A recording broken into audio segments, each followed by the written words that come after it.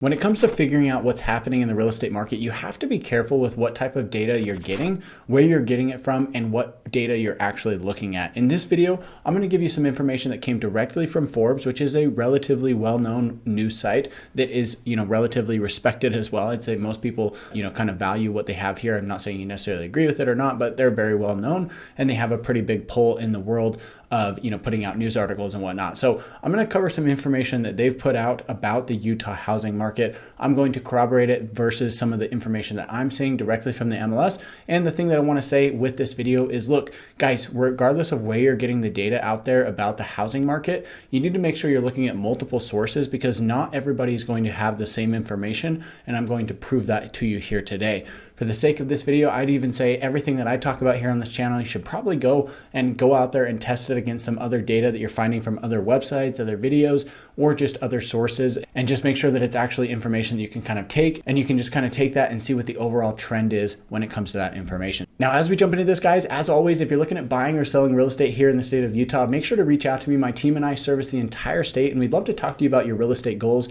whether you're trying to buy a property for yourself, you're looking to invest, or you're trying to sell a property. We'd love to be your go-to resource when it comes to that. So make sure to reach out to me, call, text, or email anytime. My information is here on the screen. And with that said, let's go ahead and jump into things. So this is an article here from Forbes. It talks about Utah's housing market is looking iffy in 2023. And this article starts off with just some general statistics that we've covered here quite a few times on the channel. Some of the information is going to be relevant. It's going to be exactly what I've talked about, or it may slightly differ based on what I've told you about as well. So what I want to do here is I want to scroll down and first take a look at this. So the Utah housing market selected key metrics. So this is for the entire market for the state of Utah, right? So the median sales price on a one-year change is down about 6%. Sales price in March of 2023 to March of 2022 has dropped that 6% that you can see here from 558 to 525. Inventory has gone up 86%, which is the difference of what we saw in March 2022 versus 2023 here. So pretty big jump in inventory. Now I want to scroll down and take a look at this. So this actually goes in and breaks it down by the top 20 largest cities here in the state of Utah. So if we come down here, it says that most of the cities, 18 out of the 20 cities, actually saw a drop in the median sales price. Lehigh was number one at 19% drop, Draper 17%, St. George at 16%, Provo, Sandy, Logan between 12 and 16%. And you can kind of see how this list differs here. But there are actually two cities that they're saying saw a price increase during this time from March of 2022 to March of 2023. That's Harriman and Saratoga Springs. So I wanted to pull up this information right here and show you this. So they're actually saying that prices went up 4.6% for Saratoga Springs from 2022 to 2023 for the month of March. They're saying that in 2022 it was $562, and here in 2023 we're sitting at a median price of $587,000. Now that's really interesting that they would actually say this. Just for the source of this information, this is coming from Redfin. That's where the writer of this article got that information. So Redfin is going to be a good source, but in my opinion it's not going to be perfect because it's not coming directly from where all of the home sales are actually stored. Now I do have to make a disclaimer before we look at this MLS data that I see directly every single day. I do have to make a disclaimer that not every single home that is sold on the market, whether it's sold off market, it's sold privately, not all of that information ends up on the MLS. It doesn't go to the MLS. It doesn't always go to Redfin or Zillow or Realtor.com or any of these other websites. So nobody has a fully comprehensive list of what's happening out there. I would argue there's probably about 30 to 40% of homes that sell every single day. That information never makes it online because it was a private transaction, right? It was, it was somebody selling to their neighbor. It was a dad selling to their son. It was somebody buying a home off market, right? Somebody got into a pickle and they found somebody who wanted to buy it and they just sold it to them directly without going onto the open market. So I do have to kind of point that out there that not all of the information that you see on here is going to be totally reflective of the overall market. Now, if we come over here and take a look at this MLS information, so just to kind of show you what I'm talking about here, the search criteria, this is directly from our MLS. Search criteria, we're looking at the state of Utah. The city is Saratoga Springs, and I put in the single family homes only because I believe that's the information that they're looking at, and that's as close as I could get the numbers. If we include condos and townhomes, that actually drags down the numbers pretty drastically and changes them based on the point I'm trying to prove with this article here. So let's go back here and take a look at this. So they're saying that, again, from Redfin's data, sales prices were at 562 in March of last year, and now they're at 587. However, my information shows something quite a bit different. I'm actually seeing that median sales prices in March of 2022 were at $650,000, and March of 2023 were actually up just slightly year over year to $652,000. So $2,000 increase, which is going to be roughly like a 0.5% or something. So prices are up, but they're not up, this 4.5% that they're showing here from 562 to 587.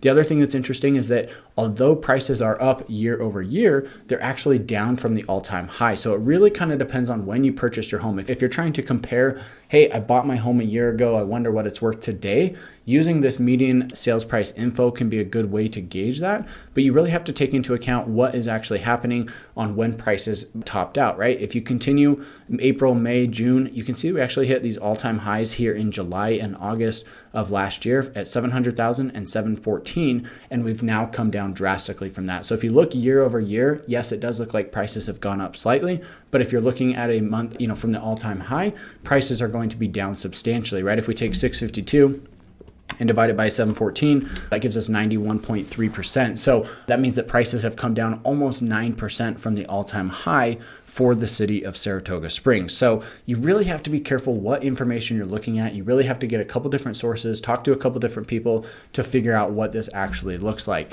They're saying that prices have gone up year over year, but that's not entirely true, at least not to this extent, right? We're talking about a 0.5% maybe. Somehow they're coming up with a number of 4.5%. So just be careful with what type of information you take out there, because not everything is going to be 100% accurate. If we take a look at this, Utah's 20 biggest cities sale to list ratios, right? So this is the price that the home actually sold for based on what it was originally listed at. If we find Saratoga Springs here, you can see that they are saying, let's see if I can get this all in one shot. So the sale to list price ratio in March of 2022 was 102%. This means that on average, people were paying 2.3% above that listing price for a home.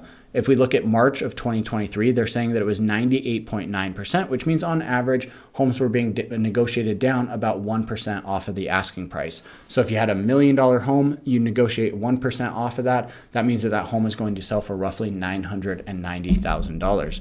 However, again, going back here to this information, if we look at what I've got here, this median sales to original list price number right here, this ratio that you see, in March of 2022 for single family homes, I saw that we're at 108%.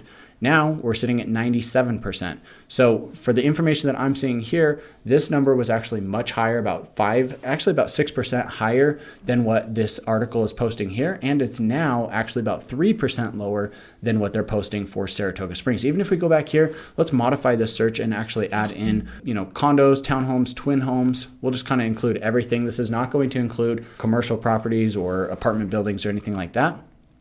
But even if we come in here, looking at March of 2023, we're at 98%. So still a little bit closer, but not quite there. And then going back here to March of 2022, we saw 106%. So when you look at this information, you're going to say, wow, that's actually not too bad. It's only a 3% difference in that sale to list price ratio. However, the information that I'm seeing directly from the MLS, which I would say is a much more accurate indicator, shows a different story, right? It goes from 106% to 98%, which is an 8% difference. So my purpose with this video is to kind of give you guys an overview of how to be careful with the information that you're taking. Even everything that I put out on this channel, you should question it. You should go out there, find another source, find other information to kind of corroborate it with and see, hey, do you like my information better? Do you like the other information? Maybe we're somewhere in the middle and you kind of come up with your own conclusion. But at the end of the day, just be careful with what information you're getting out there, because there's a lot of different headlines, a lot of different numbers being thrown around, and it's really hard to get an idea of what's happening in the market. So with that being said, I think it's really in your best interest, if you're looking at buying or selling real estate,